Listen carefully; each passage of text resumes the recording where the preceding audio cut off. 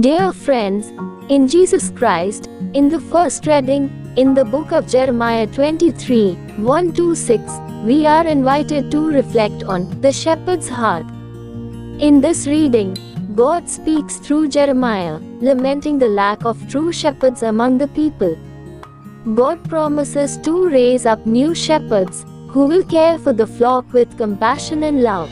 This reading gives us message that God is the ultimate shepherd who cares for his people with compassion and love. Leaders and shepherds among God's people are called to reflect God's heart and care for the flock.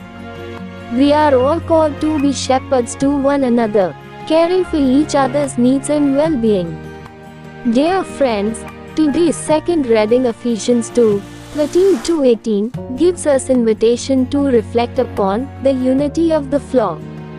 In the second reading, Paul writes to the Ephesians about the unity of all people in Christ. He explains that through Christ, we are all brought near to God and are no longer strangers or aliens, but fellow citizens and members of God's household. This passage gives us lessons that, through Christ, we are all united as one flock, regardless of our backgrounds or differences. We are all called to live in unity and love as members of God's household.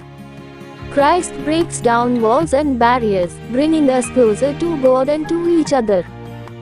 Dear friends in Jesus Christ, theme for today's gospel is Jesus the compassionate shepherd. In today's gospel, Jesus sees the crowds as sheep without a shepherd, and he has compassion on them. He takes time to teach them and care for their needs, despite the demands of his busy ministry. Dear friends, Jesus sees the crowds as individuals, not just a mass of people.